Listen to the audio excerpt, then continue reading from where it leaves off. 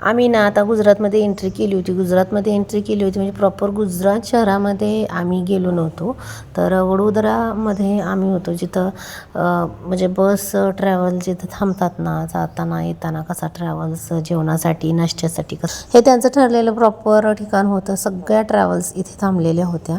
तर असं ते खूप मोठं रेस्टॉरंट होतं आणि त्याच्यामध्ये ना हॉटेल जे होतं ना, त्याच्यामध्ये सगळ्या प्रकारच्या वेगवेगळ्या व्हरायटी, वेगवेगळं खाण्याचं सगळं होतं. आणि ह्या साईडला पहिल्यांदा मी आले होते, तर तिथं सगळं असं आपलं स्टेशनरी सामान होतं, पण जरा खूप महागच होतं. 5 रुपयाला, 10 रुपयाला, 15 रुपयाला जे बसणारे स्टेशनरी क्लिप असतात ना, ते सुद्धा 40-50 असे होते. पण सगळ्या याची क्वालिटी छान होती, सगळ्या वस्तू छान होत्या. पण मुलीला म्हटलं नको, आपण पुढं गेल्यानंतर बघू काय घ्यायचं असेल तर. क्लिप खूप आवडला होता, पण आम्ही नाही घेतला. आणि हा जो साप आहे तो अक्षरशः खरा वाटत होता. तर तिथं विकायला सुद्धा असं खूप असं वेगवेगळ्या प्रकारचे प्राणी वगैरे असं वेगवेगळं होतं. तर आम्हाला काही ह्याच्यामधलं घ्यायचंच नव्हतं, पण क्वालिटी एकदम बेस्ट होती, पण प्राईस मात्र हाय होती असं होतं.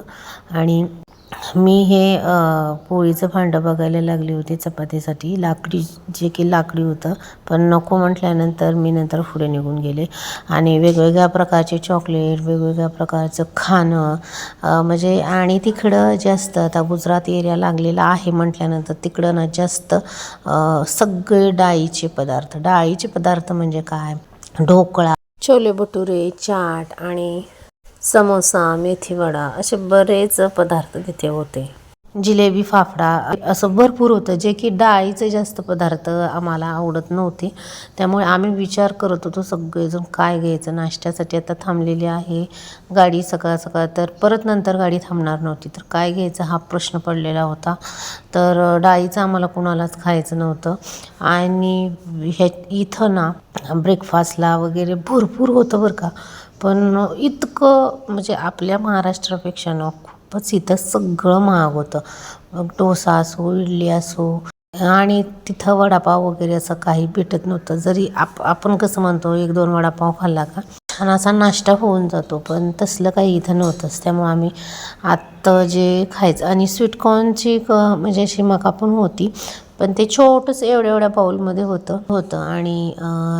आणि ते खूप आम्हाला महाग वाटलं. मेथी वडा वगैरे असं काय काय होतं बरं का तिथं, पण आपल्या वडापावसारखा वडापाव नव्हता. नंतर आम्ही कुल्फी घ्यायला गेलो, चौपाटी कुल्फी वगैरे अशा काय काय तिथं होत्या. पण आधी एक टेस्ट बघायची होती, म्हणून आम्ही एक टेस्टसाठी मागितली. एक 30 रुपयाला होती, एक 40 रुपयाला होती. पोरांना बघा म्हटलं टेस्ट, तर नको म्हटले. नंतर मग टेस्टला काय माझ्याकडेच आलं, तर मीच खाऊन बघितली कशी टेस्ट त्याची आहे. तर अक्षरशः कणकीसारखं लागत होतं, तर कॅन्सल केलं, नको म्हणून सांगितलं. आणि ती जी आहे कुल्फी, ती शेवटी मला आणि मुलीलाच खावी लागली, कारण काहीच चांगली लागत नव्हती. नंतर आम्ही दोघींनी खाल्ली. नंतर फायनली आम्ही खायला काय घेतलं, तर पॉपकॉर्न खाण्यासाठी घेतलं. नंतर आम्ही आलो राजकोटमध्ये, आणि राजकोटमधून नंतर आम्ही द्वारका बस जिथं लागती ना तिथं गेलो. म्हणजे आमचा सगळा हा प्रवास बसनेच होता.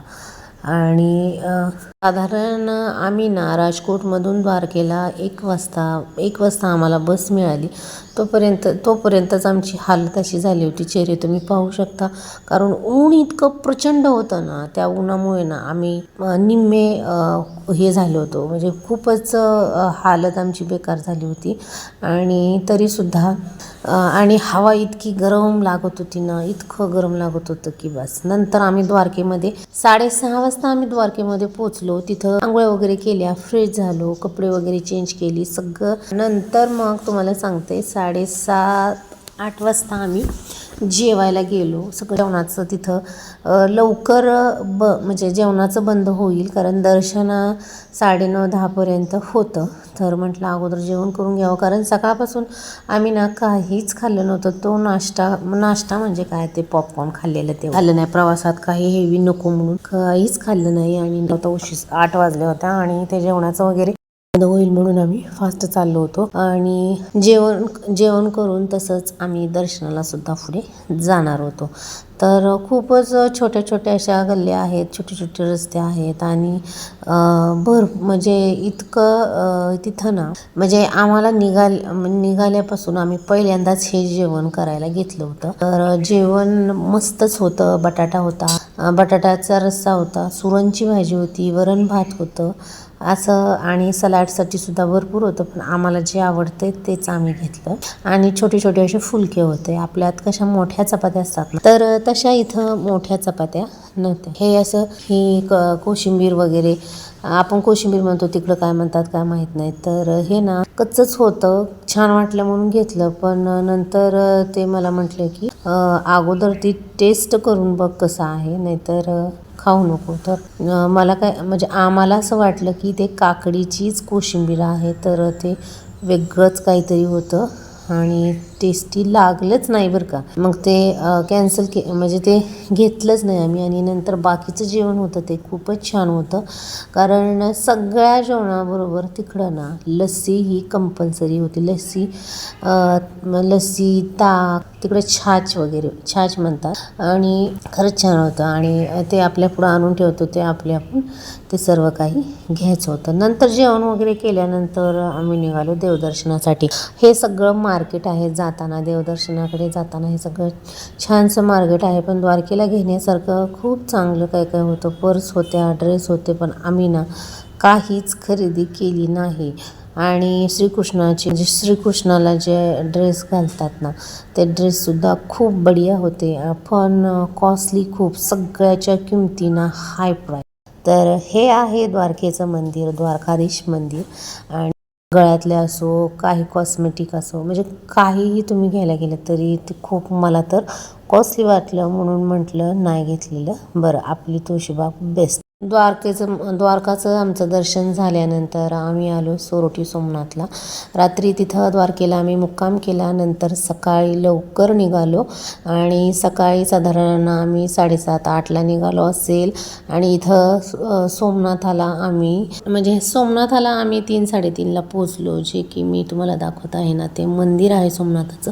तिथं ना कुठंच मोबाईल आतमध्ये अलाउड नाही, त्यामुळे ना मंदिराचं लांबूनच फोटो घ्यावे लागत होते. पण इथं ना इतकं प्रचंड ऊन होतं आणि असं ते कुटियासारखं दिसत आहे, पांढरं. तिथं तुम्ही तुमच्या बॅगा ठेवू शकता आणि निःशुल्क सेवा आहे. तिथं बॅगा ठेवू शकता, तुमची चप्पल वगैरे सगळं तिथं ठेवायचं आणि तिथून पुढं जायचं. नंतर आम्ही देवदर्शन वगैरे घेतलं आणि नंतर बाहेर आलो. पण आम्ही बीचवर वगैरे गेलोच नाही, कारण आम्हाला पुढं बस होती ना, त्याच्यामुळे बीच वगैरे आम्ही कॅन्सल केला. कारण मंदिरामध्ये इतकी गर्दी नव्हती, पण सोमनाथाचं दर्शन मात्र खूपच छान झालं. म्हणजे ज्या देवांचं दर्शन घेतलं ना, तर ते खूप छान झालं. आणि नंतर सोमनाथाचं दर्शन घेतल्यानंतर आम्ही दुसऱ्या दिवशी एक आम्हाला हॉटेल भेटलं, जिथं ना असं वेगवेगळ्या प्रकारच्या भाज्या वगैरे, सलाड वगैरे. आपल्यापेक्षा ना तिथं जेवणाच्या व्हरायटी खूप वेगवेगळ्या आहेत. आणि असं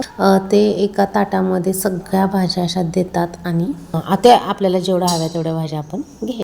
चला, तर मी माझा ब्लॉग इथे संपवते. आवडला असेल तर लाईक, शेअर, सबस्क्राईब करायला विसरू नका आणि भेटूया आणखी नवीन व्हिडिओमध्ये. चलो, बाय.